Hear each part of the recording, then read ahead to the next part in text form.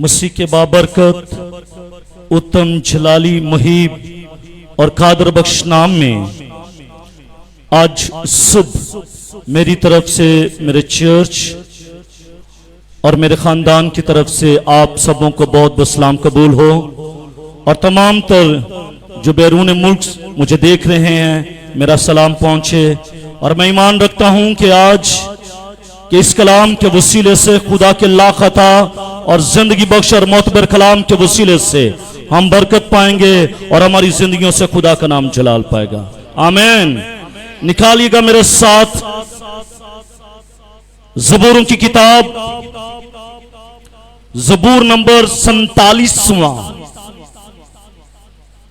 ज़बूरों की किताब ज़बूर नंबर 47वां, सफा नंबर 554 पर यह इक्तबास आपको मिलेगा।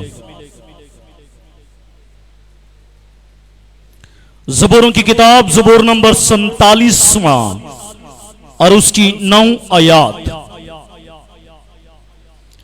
आए खुदावन की आवाज को समात फरमाइएगा। मीर मुगनी के लिए कोरा का मज़मूर, सब उम्मतों तालियां बजाओ, खुदा के लिए खुशी की आवाज से ललकारो, क्योंकि खुदावन ताला मुहीब है। वो तमाम रूहे जमीन का शहनशाह है। वो उम्मतों को हमारे सामने ज़ेर करेगा और कौमें हमारे कदमों तले हो जाएंगी। वो हमारे लिए हमारी मेरास को चुनेगा। खूबसूरत बात, वो हमारे लिए हमारी मेरास को चुनेगा जो उसके महबूब यकूब की हशमत है। खुदा ने बुलंद आवाज के साथ, खुदावन ने नरसिंगे की आवाज के साथ सऊद फरमाया।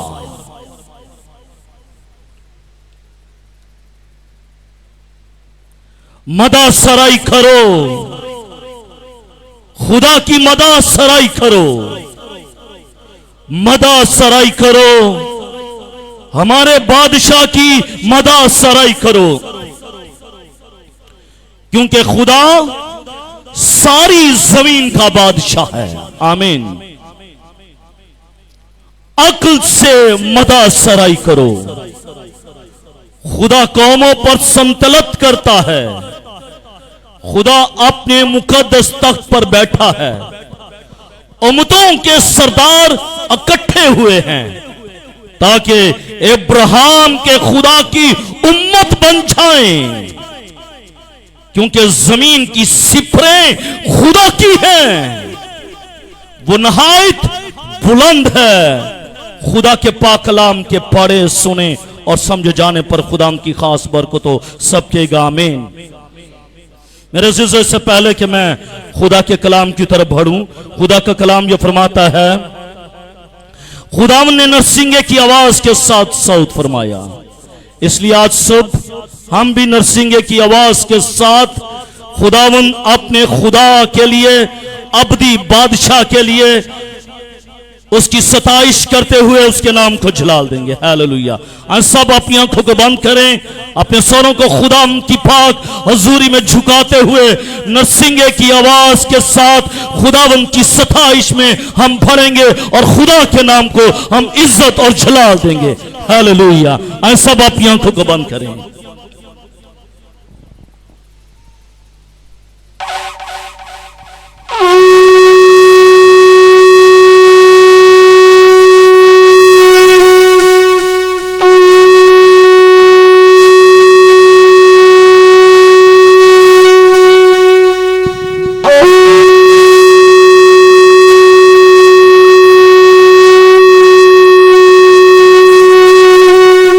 जोरदार तालियां खुदा के जलाल के लिए।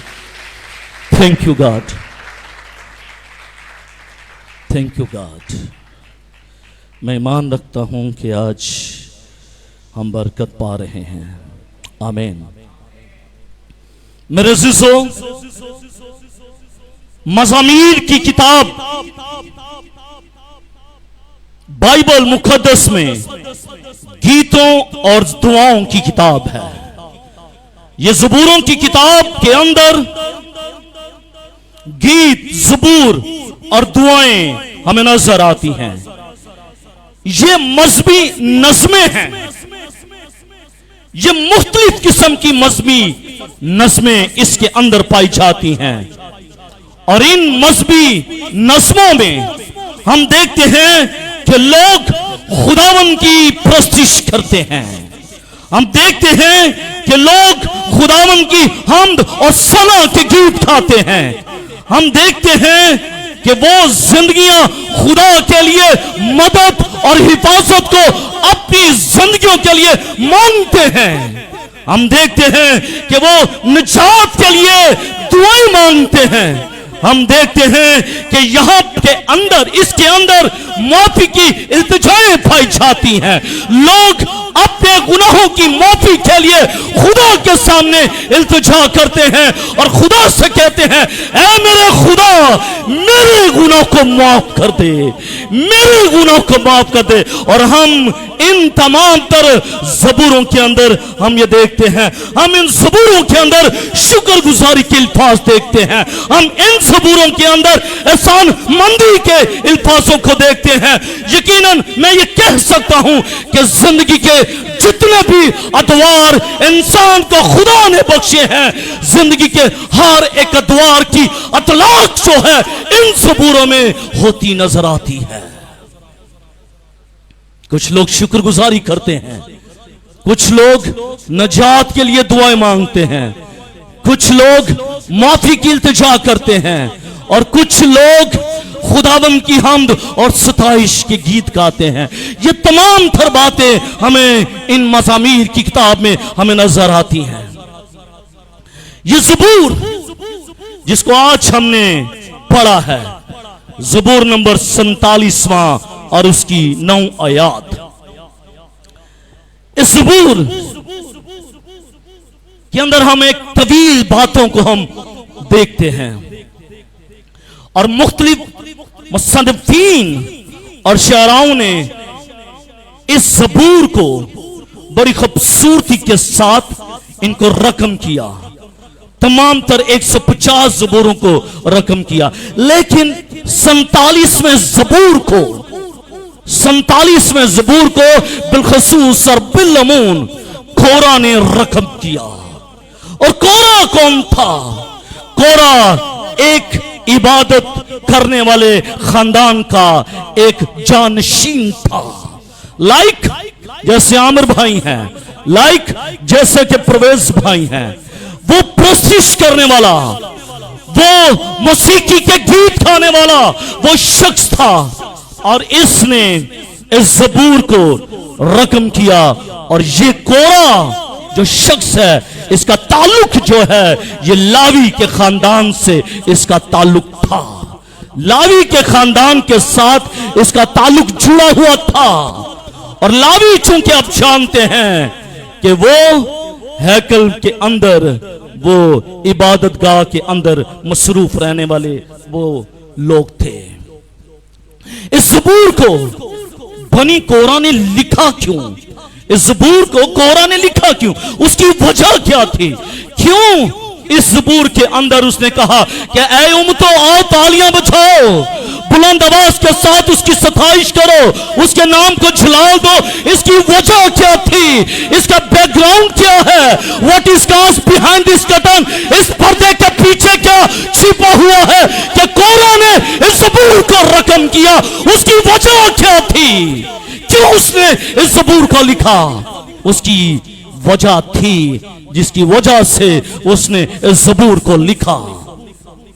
मेरे अज़ीज़ों, मशरिक़ के करीब में देवताओं की ताजपोशी होती थी। क्या होती थी? ताजपोशी होती थी। सुन लीजिएगा ध्यान के साथ। वो लोग भी जो अभी भी इस एक्टिविटीज के अंदर शामिल हैं, वो मेरी बात को ध्यान के साथ सुनिएगा कि मशरक़े करीब के दौर के लोग वो देवताओं की ताजपोशी करते थे।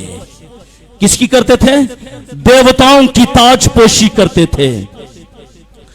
और इस ज़बूर के मुशाबे बयानात बाबुल के देवता के मुतालिक दीगर तहजीबों में भी हमें नजर आते हैं। बादशाह की नुमाइश में भी देवताओं की ताजपोशी होती थी। जब बादशाहों की नुमाइश होती, बादशाहों को पेश किया जाता, बादशाहों को सामने लाया जाता, उस वक्त भी देवताओं की ताजपोशी होती थी। लोगों की जिंदगी के अंदर यह कॉन्सेप्ट था कि इसको बादशाहत मिली है तो इस देवता की वजह से मिली है, इसकी वजह से मिली है, इसलिए वो उस देवता की ताजपोशी करते थे, वो उस देवता की ताजपोशी करते थे। और इसी सिनेरियो में ज़बूर नवीस ने खुदा की तख्त नशीनी को शायराना अंदाज में पेश किया, जिसमें वो खुदा को बतौरे फाते सामने रखता है, सामने पेश करता है। और वो ये कहता है कि जो कौमों को ज़ेर करके उन पर तख्त नशीन हुआ है, वो बताना ये चाह रहा है, वो अपने लोगों को कहना ये चाह रहा है कि इन देवताओं की ताज पोशी के वसीले से तुम्हें कुछ हासिल नहीं होगा, तुम्हें कुछ नहीं मिलेगा। अगर मिलना है तो रब्बुल फौज की ताजपोशी में, रब्बुल फौज की हजूरी में अपने आप को पेश करने के वसीले से तुम्हें सब कुछ मिलना है। इसलिए वो ये कहता है, ऐ उम्मतो तालियां बजाओ, ऐ उम्मतो गाओ, ऐ उम्मतो खुदावंद की मदद सराई करो, ऐ उम्मतो खुदावंद की सताइश करो, क्योंकि वही इबादत के लायक है, वही तमजीद के लायक है, वही बुजुर्गी के लायक है, और उसकी मानद कोई देवता नहीं है। दुनिया के देवता तो महज बुत है, वो लकड़ी के देवता है, वो पीतल की मूर्तियां हैं जो ना देखते हैं, जो ना छूते हैं और जो ना सुनते हैं। लेकिन जिंदा खुदा वो छूता भी है, देखता भी है, बरकत भी देता है। इसलिए बनी कोरा ने ज़बूर को रकम किया कि देवताओं की प्रस्तिश करना छोड़ दो, देवताओं की प्रस्तिश करना छोड़ दो, उनकी ताजपोशी करना छोड़ दो, क्योंकि उनकी ताजपोशी में तुझे कुछ नहीं मिलेगा। तेरी जिंदगी बेकार हो जाएगी, तेरा खानदान बरकत नहीं पाएगा, तेरा खानदान प्रॉस्पर नहीं होगा, और तेरे खानदान के अंदर आसमानी बरकत हासिल नहीं होंगी। इसलिए वो अपने लोगों को ये ज़बूर लिखता है, बल्कि मैं तो ये कहूंगा उसने इस ज़बूर को अपनी कौम के लिए नहीं बल्कि उसने पूरी दुनिया के लिए इस ज़बूर को लिखा। एक ये ख्याल है कि लोग उस वक्त बुतों की, देवताओं की ताजपोशी करते थे, इसलिए उसने इस ज़बूर को लिखा। एक दूसरी राह, एक दूसरा स्कूल ऑफ थॉट हमें यह भी नजर आता है, और बाज़ उलमा ये कहते हैं कि यह ज़बूर इस मौके पर लिखा गया, यह ज़बूर इस मौके पर लिखा गया जब अहद के संदूक को कोहे सीना पर लाया गया था। उस वक्त कोरा ने इस ज़बूर को लिखा था। यह खुदा की हम्द, यह खुदा की सताइश, यह खुदा की अब्दी बादशाहत का ज़बूर है। और आज मेरा टॉपिक भी यही है, अब्दी बादशाह की मदा सराई करना। क्या?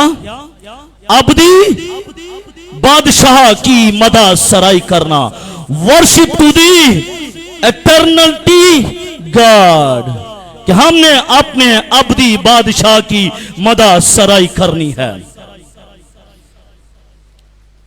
यह खुदा की हम्द, यह खुदा की सताइश और अब्दी बादशाहत का ज़बूर है। इसका मकसद खुदा की हम्द व सताइश की तहरीक दिलाना है। अगर आज इस ज़बूर को मैं इंटरप्रेट कर रहा हूं तो इसका पर्पस ये है, मकसद ये है कि लोगों को ये तहरीक दिलवाई जाए, लोगों के अंदर इस बात को इम्पार्ट किया जाए कि उन्होंने जिंदा खुदा की मदद सराई करनी है, उन्होंने जिंदा खुदा की सताइश करनी है और उसके नाम को जलाल देना है। और जो सताइश भी करनी है वो अकल और किसके साथ? खुशी के साथ, अकल के साथ और खुशी के साथ उसकी सताइश करनी है। इसमें खुदा की हशमत और कुल कायनात पर उसकी हुक्मरानी को जाहिर करना है। मेरे अजीजों, क्या आप इस बात को मानते हैं कि इस दुनिया का खालिक और मालिक कौन है? इस दुनिया का खालिक और मालिक कौन है? इस दुनिया का खालिक और मालिक खुदा है। इस दुनिया का खालिक और मालिक कौन है? खुदा है। और जब खुदा इस दुनिया का खालिक और मालिक है तो फिर हमें सिर्फ और सिर्फ उसी की सताइश करनी है, उसी की मदद सराई करनी है और उसी के नाम को जलाल देना है। और अपनी जिंदगियों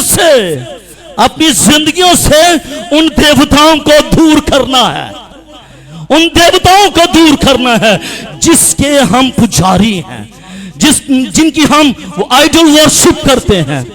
अब आपको मालूम है कि आप किन देवताओं की प्रस्तिश करते हैं, किन खुदाओं की इबादत करते हैं, किन खुदाओं के नाम को जलाल देते हैं और किन को अपना मीडिएटर मानते हैं, किन को अपना मीडिएटर मानते हैं। हमारा मीडिएटर कौन है?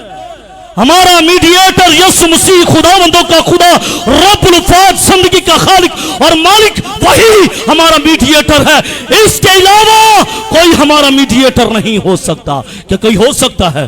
भाई, हमारे मीडिएटर ने तो सलीब पर जान दी है। कोई है ऐसा मबूद, कोई है ऐसा खुदा, कोई है ऐसा देवता जिसने अपनी जान को सलीब पर दिया हो? और फिर तो हम ये कह सकते हैं कि yes, he is our mediator, ये हमारा दरमियानी है। और जब जान नहीं दी, जब कफारा नहीं दिया, जब कोड़े नहीं खाए, जब मारे नहीं खाए, जब यरूशलेम की सड़कों पर खून नहीं बहाया गया, तो फिर हम किसी और शख्स को मीडिएटर नहीं कह सकते। कह सकते हैं? नहीं कह सकते।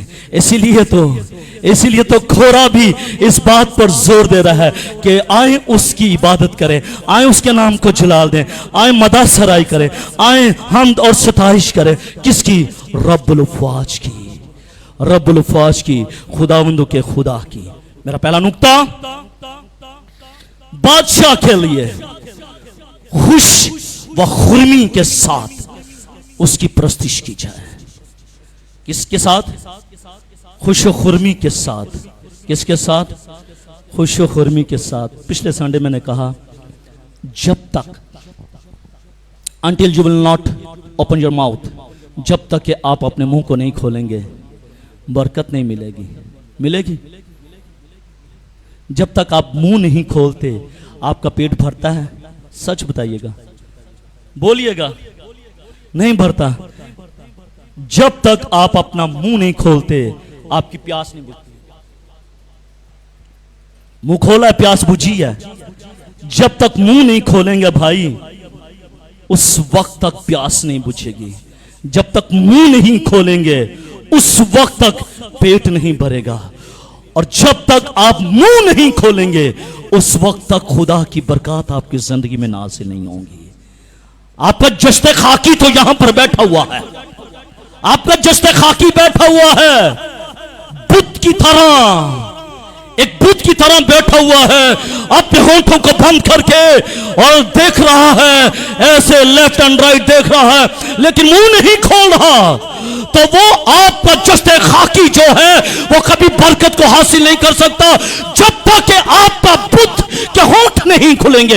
आपके बुत के होंठ खुलेंगे, खुदा बरकत को नाजिल करेगा। और होंठ भी खुलने चाहिए। किस तरह? खुशी के साथ। ये नहीं है कि मैं यहां पर बैठा हूं तो मैं आपको वॉच कर रहा हूं और वॉच करने के बाद जब चर्च खत्म हो जाएगा तो मैं आपको कहूंगा, भाई जी आपने तो प्रस्तिश नहीं की है, आपने तो खुदा की मदद सराई नहीं की। भाई अगर नहीं की तो ये आपका और आपके खुदा का मैटर है, इट्स नॉट माई मैटर, ये मेरा मैटर नहीं है। वर्शिपर तो खड़ा हुआ है, वर्शिपर तो खून बहा रहा है, पसीना बहा रहा है, उसका खून पसीना एक हो रहा है। लेकिन अगर आप मुंह नहीं खोल रहे तो शायद इसमें उनका कोई कसूर नहीं है, शायद आपके बुत का कसूर है, आपके बुत का कसूर है जो इस वक्त जस्ते खाकी है, जो बैठा हुआ है और जैसे आएगा वैसे चले जाएगा, जैसा आया है वैसा चला जाएगा। क्यों? वजह क्या है? भाई आपने अपने मुंह को खोला ही नहीं है, आपने अपने मुंह को खोला ही नहीं है, आपने तो मांगा ही नहीं है, आपने तो कहा ही नहीं है, आपने तो फरियाद ही नहीं की, आपने तो इल्तिजा ही नहीं की, आप तो उसकी हजूरी में गिड़गिड़ाई नहीं है, आप तो उसकी हजूरी में उससे मांगा ही नहीं है। कलाम मुकद्दस में लिखा है मांगो तो तुम्हें दिया जाएगा, ढूंढोगे तो पाओगे, दरवाजा खटखटाओगे तो तुम्हारे वास्ते खोला जाएगा। भाई यहां पर आने का मकसद यह है, 3 घंटे स्पेंड करने का पर्पज यह है कि आपने उससे मांगना है, आपने उससे कहना है, आपने रस्मी दुआएं नहीं करनी, आपने रस्मी वर्शिप नहीं करनी, बल्कि दिल खुशी के साथ अपने होंठों को उसकी सताइश के लिए खोलना है। आमीन। जब आप खुशी के साथ उस अपने होंठों को खोलेंगे, then he will bless your life। आमीन। पहला नुक्ता, बादशाह के लिए खुश व खुर्मी के साथ उसकी प्रस्तिश करनी है। पहली 3 आयत को पढ़ लीजिएगा, इसमें हमें नजर आएगा। ऐ सब उम्मतों तालियां बजाओ, ऐ सब उम्मतों, एक उम्मत की बात नहीं की, कौम बनी इसराइल की बात नहीं की, सबों की बात की गई है।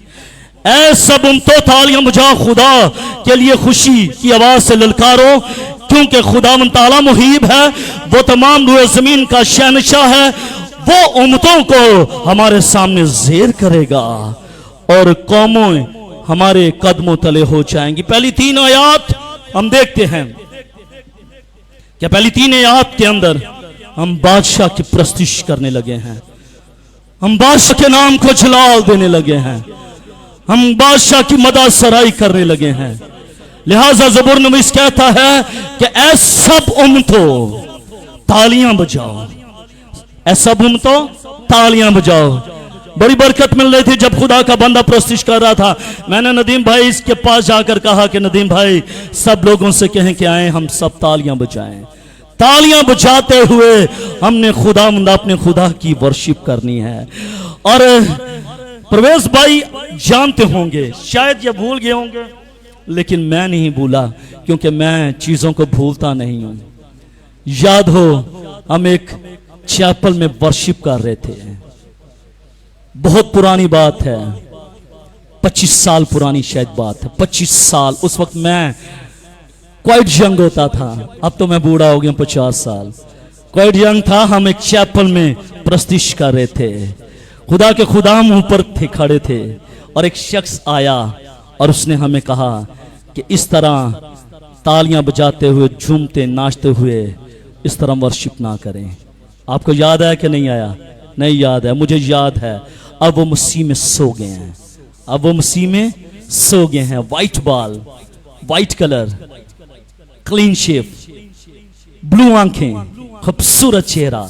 उन्होंने ऊपर से आकर हमें कहा था, रोका था, मेरे जुजो, जबकि कलाम ये कहता है ऐ उम्मतों तालियां बजाओ, ऐ उम्मतों तालियां बजाओ। जब कलाम ये कहता है ऐ उम्मतों तालियां बजाओ, तो कौन है जो मैं खुदा की मोहब्बत से जुदा कर सकता है?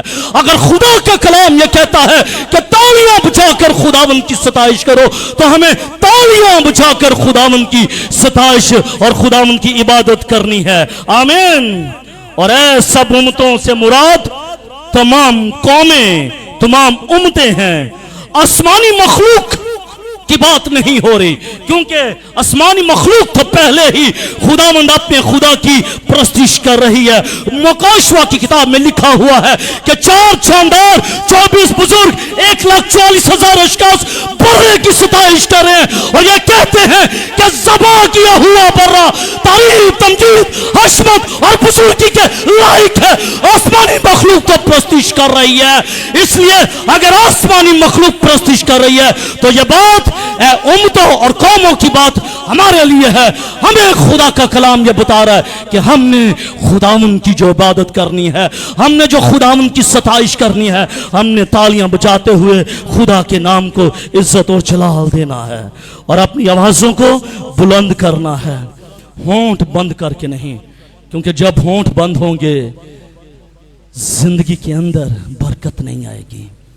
जिंदगी की बरकत को हासिल करने के लिए you have to do something, you have to do something. कल तकरीबन 7:45 बजे सुबह, मैं तो सुबह 6:30 बजे उठ जाता हूँ। मेरी मीटिंग थी एक 8:30 बजे एक नौजवान के साथ। उसने कहा भाई साहब मैं ड्यूटी से फारिग हो गया हूँ। मैंने कहा you can come my office, मैं आपका इंतज़ार कर रहा हूँ। मैं 7 बजे ऑफिस में था, तो वो 7 बजे आ गया। तो मैं उससे बात कर रहा था कि हमने अपनी प्रोडक्ट को सेल करना है, हमने अपनी प्रोडक्ट को सेल करना है। लाइक जैसे ये एक प्रोडक्ट है टेंजिबल है ये, और इसको सेल किया गया, इसकी मार्केटिंग हुई और मार्केटिंग के बाद इसको सेल किया गया, और जब सेल किया गया उसके बाद ये मेरे हाथों में आ गया। कहता ओके पादी साहब। तो मैंने कहा फिर सेल किसको करना, प्रोडक्ट क्या है? आंदे लेट मी नो। मैंने कहा प्रोडक्ट जिंदगी है, प्रोडक्ट जिंदगी है।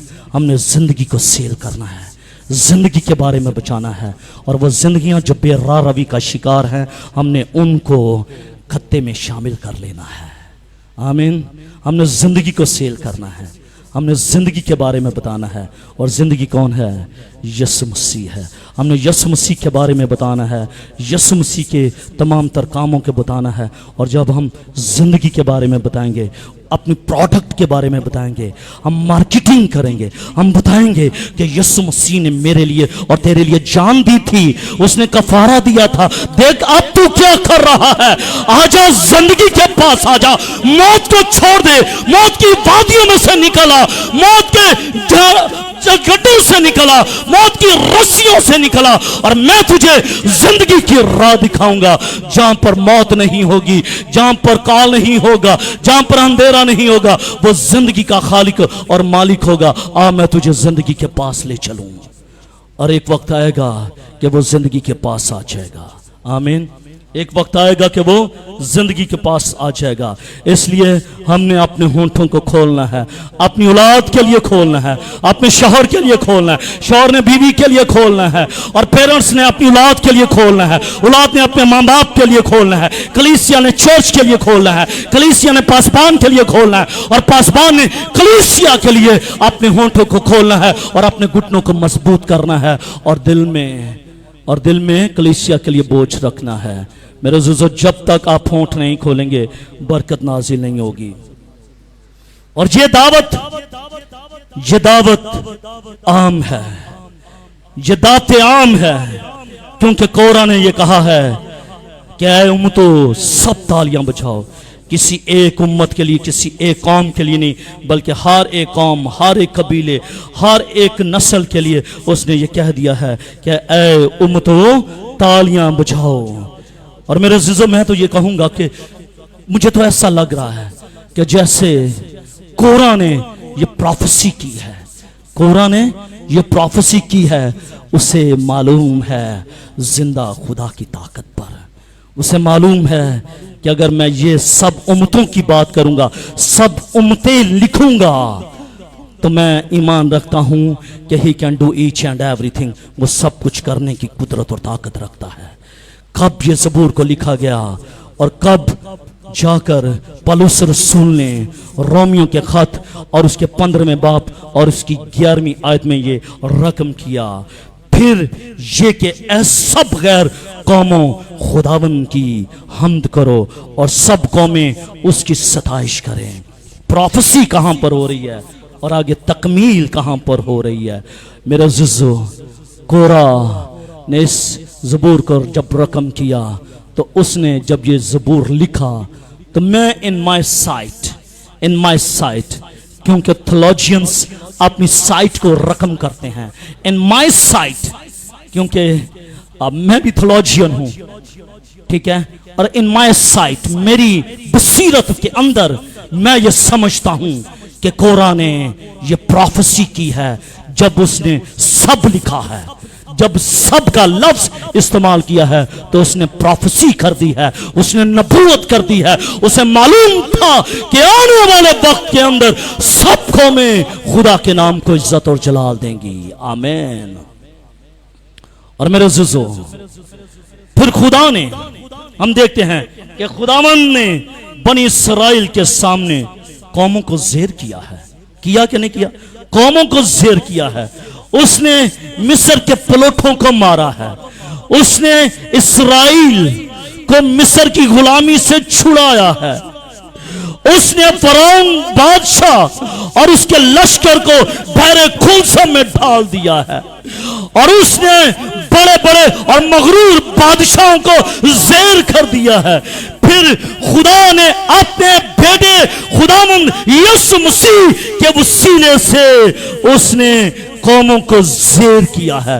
और लफ्ज जब ज़ेर आता है तो ज़ेर को जब हम अब्रानी मतन में देखते हैं तो अब्रानी मतन में अंदर इसका जो मफ़हूम है उसका मतलब है कि भेड़ों को बाड़े में ले आना, भेड़ों को बाड़े में ले आना, ज़बा करने के लिए नहीं। क्या? ज़बा करने के लिए नहीं, बल्कि महफूज करने के लिए। लफ्ज जो ज़ेर लगा है, ज़ेर जो लफ्ज मुस्तामिल है अब्रानी के अंदर, इसका मतलब है कि वो भेड़ों को क्या करेगा? वो भेड़ों को इकट्ठा करके भेड़खाने में लेकर आएगा, ज़बा करने के लिए नहीं, ज़बा करने के लिए नहीं, बल्कि महफूज करने के लिए उनको भेड़खाने में वो लेकर आता है। इसलिए खुदा का कलाम ये कहता है, खुदा के इल्हाम में ये लिखा हुआ है कि सब उम्मतों तालियां बजाओ, खुदा के लिए खुशी की आवाज से ललकारो। वो उम्मतों को हमारे सामने ज़ेर करेगा, यानी कि वो भेड़ों को, वो कलीसिया को, वो लोगों को वो महफूज कर लेगा, ज़बा करने के लिए नहीं। हम ये सोचते हैं कि लफ्ज जब ज़ेर लगता है, लफ्ज जब ज़ेर लगता है तो इसका मतलब यह है कि खुदा कौमों को बर्बाद कर देगा, कौमों को ख़त्म कर देगा। लेकिन जब अब्रानी मतन में इसका मतलब देखते हैं तो वो नज़र आता है कि वो ज़बा करने के लिए नहीं, कत्ल करने के लिए नहीं, ख़त्म करने के लिए नहीं, बल्कि उनको महफूज करने के लिए उनको इकट्ठा करता है। आमीन। खुदा रहीम और कादिर है, खुदा रहीम और कादिर है, और खुदा के दिल के अंदर अपने लोगों के लिए मोहब्बत और प्यार है। दूसरी बात, पहली बात खुदावन की प्रस्तिश करनी है खुश खुर्मी के साथ। खुदावन की प्रस्तिश करनी है, बोलिएगा, हजरात भी बोले, सिर्फ हजरात बोले। खुदावन की इबादत करनी है खुश खुर्मी के साथ, बोलिएगा, खुश खुर्मी के साथ खुदावन की इबादत करनी है, इबादत करनी है। और अगर दिल में खुशी नहीं तो फिर आपके आने का पर्पस कुछ भी नहीं। अगर आप खुशी के साथ खुदावन की इबादत करेंगे तो यकीनन मैं ईमान रखता हूं कि खुदावन ब्लेस करेगा आपको। आमीन। कौन कौन बरकत पाना चाहता है और कौन कौन सोना चाहता है? कौन कौन बरकत पाना चाहता है? आप सब बरकत पाना चाहते हैं, तो इसके लिए जरूरी यह है, मेरी एक कोटेशन है, याद है, When you do will something for God, then God will do each and everything for you. जब आप खुदा के लिए कुछ करेंगे फिर खुदा आपके लिए बहुत कुछ कर देगा। आपने क्या करना है? सिर्फ खुश खुर्मी के साथ उसकी इबादत करनी है, सिर्फ 3 घंटे। कितने? सिर्फ 3 घंटे। ये भी मैंने बढ़ाया रिक्वेस्ट करके आमर भाई को, पहले तो 2.5 घंटे की होती थी, इनको रिक्वेस्ट किया आधा घंटा और प्रस्तिश किया करें। मेरा दिल नहीं भीगता, मैं चाहता हूं कि मेरा दिल और ज़्यादा भीगे, मैं चाहता हूं कि मैं और ज़्यादा भीग जाऊं और भीग कर खुदाम के कलाम की प्रस्तिश करूं, खुदाम की इबादत करूं। और मैं शुक्रगुजार हूं कि खुदा ने अपने बंदा को बरकत दी और वो इस बात को महसूस करते हैं कि वो पूरे 1.5 घंटा वो प्रस्तिश करते हैं। आए भरपूर तालियां अमर भाई के लिए, आसिफ भाई के लिए, जोरदार तालियां।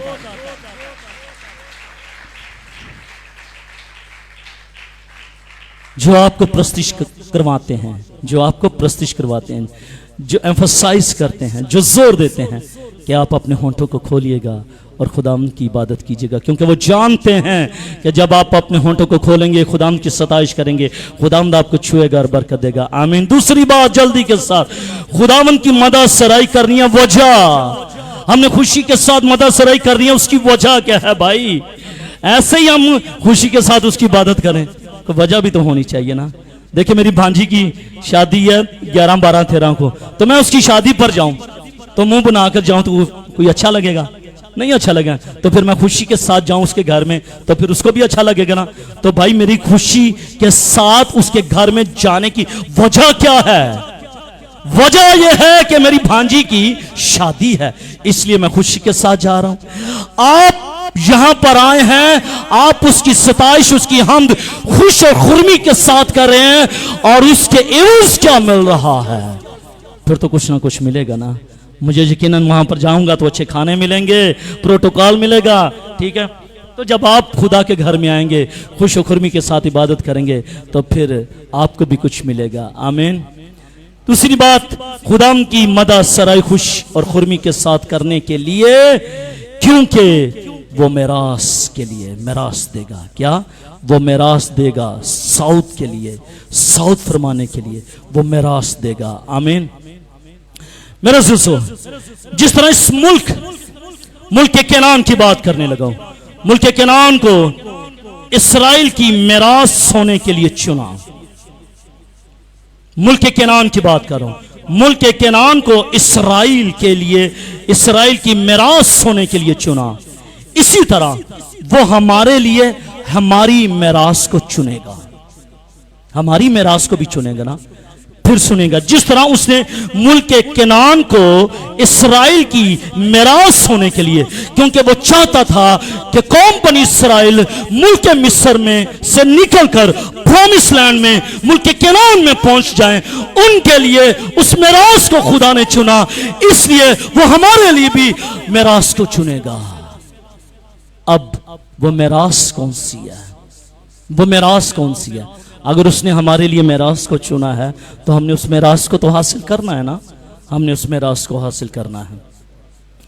मेरे अज़ीज़ों, जिनको खुदा ने बन इस्राएल के लिए देखा और चुना, जब हम इस्तिस्ना की किताब उसके 32वें बाब और उसकी 8वीं आयत को जब हम पढ़ते हैं तो यहां पर लिखा है कि जब हक ताला ने कौमों को मेरास बांटी, जब हक ताला ने कौमों को मेरास बांटी और बनी आदम को जुदा जुदा किया, तो उसने कौमों की सरहदें बनी इस्राएल के शुमार के मुताबिक ठहराई। जितना उनका शुमार था उतनी उनको मेरास दी गई। और आगे चलकर कहता है, और उसमें खुदा के मकदस के क़याम से ये मुल्क याकूब की हशमत बन गया, याकूब की हशमत बन गया, क्योंकि खुदावन याकूब की रौनक को इस्राएल की रौनक की मानद फिर से वो बहाल करेगा। अगरचे गारतगरों ने, अगरचे दुश्मनों ने उनको गारत किया और उनकी ताक की शाखें तोड़ डाली हैं, लेकिन इसके बावजूद भी वो अपनी कौम को सर बुलंद करेगा और उनको वो मेरास बख्शेगा। पहला पतरस उसका पहला बाब और उसकी 3री और 4थी आयत में खुदा का कलाम ये कहता है, हमारे खुदा ने हमारे लिए भी दूसरी दुनिया में, इस दुनिया की बात नहीं है, दूसरी दुनिया में एक गैर फानी, क्या? एक गैर फानी, लेकिन जो कौम बनी इस्राएल को मेरास मिली वो खत्म हो गई, वो खत्म हो गई। यहां पर जो हमें मेरास मिलती है, जो हम अपना तरका अपनी औलाद के लिए, अपनी नस्ल के लिए छोड़ते हैं, शायद आने वाले वक्त में वो उसको रखे या ना रखे, या छोड़ दे या बेच डालें, कुछ ना कुछ वो कर डालें।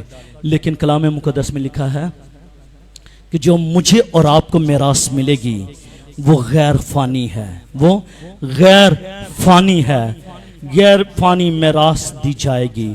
और कलाम ये कहता है, हमारे खुदावंद यीशु मसीह के खुदा और बाप की हम्द हो, जिसने यीशु मसीह के मुर्दों में से जी उठने के बाद अपनी बड़ी रहमत से हमें जिंदा उम्मीद के लिए नए सिरे से पैदा किया। जो नए सिरे से पैदा होंगे, कलाम ये कहता है, ताकि एक गैर फानी, बेदाग और लाजवाल मेरास को हासिल करेंगे। तीन चीजें, गैर फानी, फना नहीं होगी वो मेरास, बेदाग, उसके अंदर दाग नहीं होगा, और वो लाजवाल होगी। वो मेरास को खुदा ने मेरे लिए और आपके लिए चुन रखा है। लेकिन किन को मिलेगी? जो नए सिरे से पैदा हुए हैं। जो नए सिरे से पैदा नहीं हुए, उनको ये मेरास नहीं मिलेगी। इसलिए उस मेरास को हासिल करने के लिए हमें नए सिरे से पैदा होने की जरूरत है। जब नए सिरे से पैदा होंगे और उसकी इबादत हम खुश खुर्मी के साथ करेंगे, तो ये मेरास जो खुदावंद यीशु मसीह के वसीले से हमें मिलने वाली है, खुदावंद हमें इस मेरास में शामिल कर लेगा। आमीन।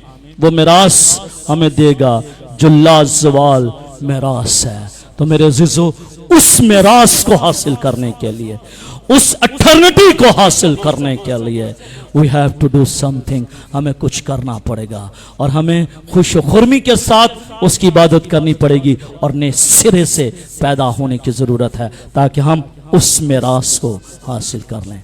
कौन कौन चाहता है उस मेरास को हासिल करना? और उसकी क्वालिटीज बता दूं। वहां पर अंधेरा नहीं होगा, वहां पर अंधेरा नहीं होगा, वहां पर लोड शेडिंग नहीं होगी, वहां पर लोड शेडिंग नहीं होगी, वहां पर टेंशन नहीं होगी, वहां पर परेशानी नहीं होगी, वहां पर ब्याह शादी नहीं होगा, वहां पर कोई प्रॉब्लम्स नहीं होंगे। सिर्फ क्या होगा? बड़े की सताइश होगी। और जो घर, जो मकान आप नामजद कर दिया जाएगा, वो ट्रांसफर नहीं होगा। आज तो मैं अगर मेरे पास कुछ जमीन का टुकड़ा है, तो मैं मरने से पहले वो जमीन का टुकड़ा अपने बेटे के नाम कर दूंगा, मुंतकिल कर दूंगा, रजिस्ट्री करवा दूंगा, हिबा करवा दूंगा, गिफ्ट कर दूंगा। लेकिन वहां पर ना तो रजिस्ट्री चेंज होगी और ना हिबा होगा, ना गिफ्ट दिया जाएगा। जिसके नाम पर वो घर नामजद होगा, सिर्फ उसी को वो घर मिलेगा। इसलिए हम ये नहीं कह सकते कि शायद उसके वसीले से मुझे वो घर मिल जाएगा। ना, कलाम मुकद्दस में लिखा हुआ, और वो अपनी मेहनतों से आराम पाएंगे, अपनी मेहनतों से आराम पाएंगे। इसलिए उस आराम को हासिल करने के लिए आपको खुश खुर्मी के साथ इबादत करने की जरूरत है और नए सिरे से पैदा होने की जरूरत है। आखिरी बात जल्दी के साथ, 7वीं आयत से लेकर 9वीं आयत तक, इसके अंदर जो नुक्ता पाया जाता है वो अर्ज़ो समा का बादशाह है। क्या है? अर्ज़ो समा का बादशाह। और अर्ज़ो समा के बादशाह के अंदर हम देखते हैं कि कुल कायनात का हाकिम, कुल कायनात का हुक्मरान, कुल कायनात का बादशाह सिर्फ खुदावंदों का खुदा है। इसलिए पूरी अक्ल और पूरे शऊर के साथ उसकी हम्द और उसकी सताइश करने की जरूरत है। पहला ग्रंथ उसका 14वें बाब और उसकी 15वीं आयत में पौलुस रसूल यूं बयान करता है कि मैं रूह से भी दुआ करूंगा और अकल से भी दुआ करूंगा, रूह से भी करूंगा और अकल से भी गाऊंगा। यानी हमें पूरे दिल, पूरी अकल और पूरी समझ के साथ हमने खुदावंद अपने खुदा की प्रस्तिश करनी है, पूरी अकल के साथ, पूरी समझ के साथ और पूरे दिल के साथ उसकी इबादत करनी है। क्योंकि जब हम पूरी अकल और पूरी फहम और पूरी समझ के साथ उसकी इबादत करेंगे तो यकीनन खुदावंद हमारा खुदा हमें बरकत देगा। ये एक सबूत है कि आखिरी याम में जमीन के बादशाह और उसकी हुकूमतें कलीसिया में शामिल होंगी। जो प्रोफेसी कोरा ने की है वो उसने ऐसे लफ्ज सब नहीं लिख दिया। ये नबूवत पूरी होगी और हर एक कौम जो है वो कलीसिया के अंदर शामिल होगा, कलीसिया के अंदर शामिल हो जाएगी। और जब कलीसिया के अंदर शामिल होगी तो खुदा के नाम को जलाल मिलेगा। जब बादशाह और उमरा अपना इख्तियार और ताकत यीशु मसीह के जलाल के लिए फरोग के लिए इस्तेमाल करते, तो उस वक्त मसीह सर बुलंद होता है, उस वक्त रब्बुल फ़ौज सर बुलंद होता है। इसलिए हमने सिर्फ उसको सर बुलंद करना है, उसके नाम को जलाल देना है, उसकी इबादत करनी है और उसी के नाम की इज्जत करनी है। इसलिए मेरे जिज़ो, जरूरत ये बात है, इस बात की है कि हमने खुश खुर्मी के साथ, हमने पूरी अकल के साथ, पूरी समझ के साथ, पूरे दिल के साथ उसकी प्रस्तिश करनी है और उसकी इबादत करनी है और उसके नाम को जलाल देना है। वो कुदरत और इख्तियार वाला खुदा है, वो कुदरत वाला है, वो इख्तियार वाला खुदा है। और अगर आप किसी देवता की, किसी माबूद की वर्शिप करते हैं, ताजपोशी करते हैं, तो छोड़ दें इन बातों को, क्योंकि वो लोग, वो जिंदगियां, वो बुतों की ताजपोशी करते थे। आज मुझे और आपको जिंदा खुदा की सिर्फ प्रस्तिश करने की जरूरत है, क्योंकि जब हम उसकी रूह और सच्चाई के साथ उसकी प्रस्तिश करेंगे तो खुदावंद हमारा खुदा यीशु मसीह नासरी, जो आसमान पर तख्त नशीन है और अपनी दुल्हन को, अपनी कलीसिया को लेने के लिए जल्द आने वाला है, वो हमें ताज देगा, वो हमें ताज देगा। और ना सिर्फ ताज देगा बल्कि हमें मेरास भी दे देगा। और वो मेरास जो है वो गैर फानी होगी, वो लाजवाल होगी, उसमें कोई दाग नहीं होगा। इसलिए उस मेरास को हासिल करने के लिए, उस लाजवाल मेरास को हासिल करने के लिए, उस बेदाग मेरास को हासिल करने के लिए, उस गैर फानी मेरास को हासिल करने के लिए we have to open your mouth, हमें अपने मुंह को खोलना है। जब कलीसिया मुंह को खोलेगी रूह कुद्स नाजिल होगा, और जब रूह कुद्स नाजिल होता है बंधन टूटते हैं, जुए पिघल जाते हैं, लोग आजाद होते हैं, बीमार शिफा पाते हैं, लंगड़े चलते हैं, लंगड़े चौकड़ियां भरते हैं, और ना उम्मीद जो हैं वो उम्मीद को हासिल करते हैं। इसलिए आए आज सब अपने आप को रब्बुल फ़ौज के सामने झुकाते हुए खुदा के साथ ये अहद कर लें कि ऐ खुदा आइंदा दिनों में, ऐ खुदा जब भी मैं तेरी पाक हजूरी में ठहरूंगी तो मैं अपने खालिक मालिक यहोवा खुदा की प्रस्तिश के लिए अपने होंठों को खोलूंगा और खुदावन तेरे नाम को जलाल दूंगा। आए खुदावन हम सबों को ऐसा करने की तौफीक बख्शे। आए सब अपनी आंखों को बंद करें, अपने सरों को खुदावन की पाक हुजूरी में झुकाएं और हम दुआ मांगें। आसमानी खुदावन, मैं यस्सु के नाम के वसीले से आज सब अपने लोगों के लिए दुआ मांगता हूं कि खुदावन इन जिंदगियों के होंठ खुलें, और जिस तरह कोरा कहता है कि हम तो तालियां बजाओ, अपने मुंह को खोलो। हमें खुदावन अपने मुंह को खोलने की जरूरत है, अपने होंठों को खोलने की जरूरत है, ताकि हम तेरी सताइश करें। और खुदावन तू हमें उस मेरास को हमें दे सके जो मेरास गैर फानी है। हमें छू दे और बड़ी बरकत दे, मसीह के नाम से आमीन।